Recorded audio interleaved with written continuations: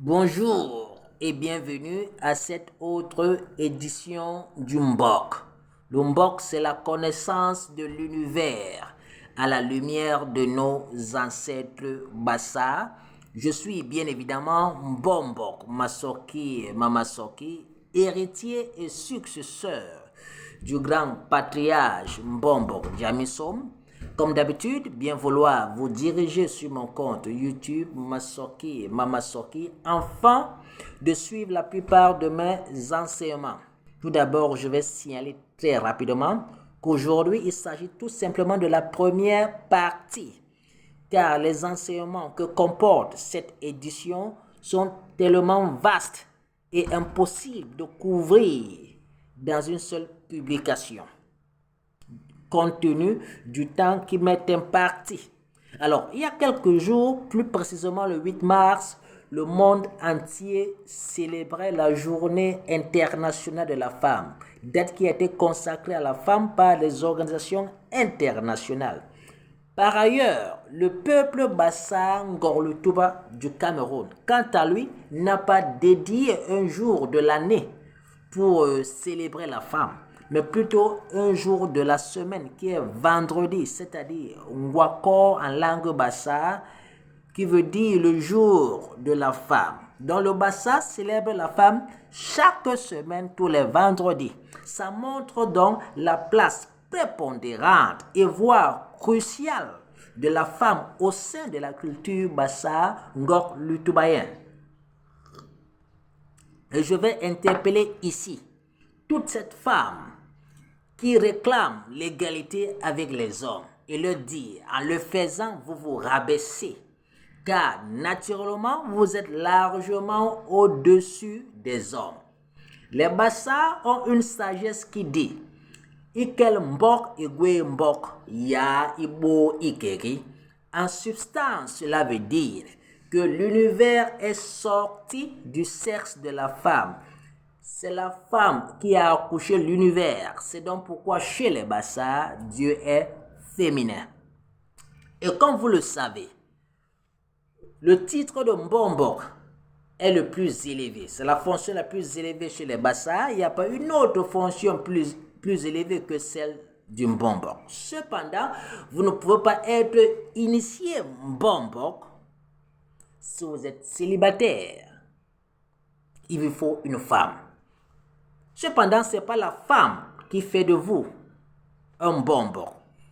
Vous naissez Mbombok. Vous êtes désigné Mbombok à votre naissance par les ancêtres. Mais cependant, au moment de l'initiation, c'est-à-dire d'acquérir les puissances, l'initiation se fait avec la femme. L'initiation se fait avec la femme. Alors, le Mbombok a une fonction double. Une fonction politique, c'est-à-dire dans la gouvernance traditionnelle, il est le monarque, il est le roi. Et une fonction sacerdotale, c'est-à-dire qu'il est le prêtre de la religion, c'est un prêtre. Donc le Mbombok est à la fois roi et prêtre. Alors, et les Bassa appellent un homme célibataire Kolmout, qui veut également dire esclave.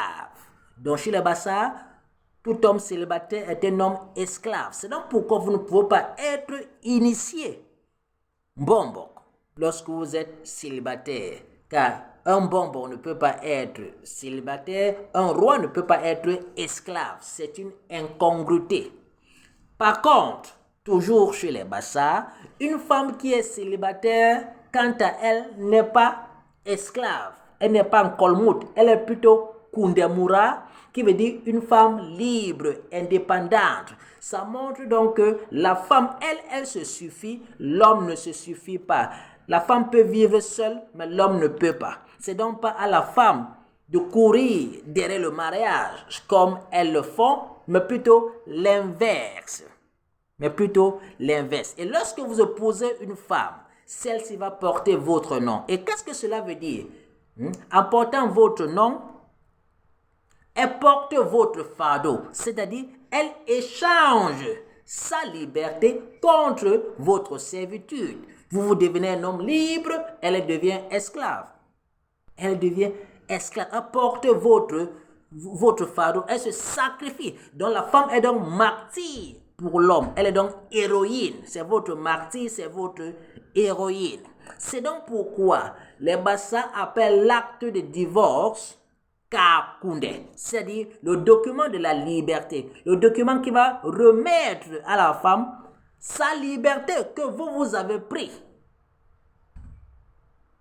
Alors, et nous disons, mais hol moura, c'est-à-dire j'ai doté la femme. Le mot hol qui veut dire doter, veut également dire élever son statut. Car lorsque vous épousez la femme, vous élevez votre statut social. Vous quittez d'esclave, de kolmout pour un homme libre. Car c'est la femme qui vous donne la liberté. Une fois que vous êtes marié par des hommes, vous devenez un homme libre et maintenant vous pouvez donc vous initier vous asseoir sur le fauteuil du roi. Je m'arrête là, le temps qui m'était parti est arrivé à terme. Nous allons poursuivre dans les prochaines éditions.